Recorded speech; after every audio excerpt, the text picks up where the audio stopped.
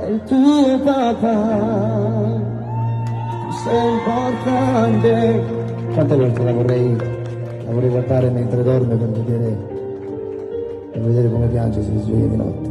Forse lei è poco più passina di te. No, lei non c'è. Parlo di una bambina bella, bionda come te, con gli occhi verdi. Ecco, forse mi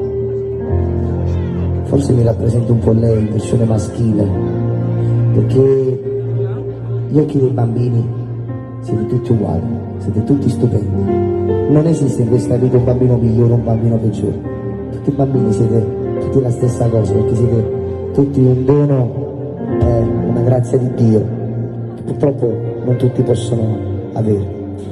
Nel bene e nel male bisogna sempre andare avanti.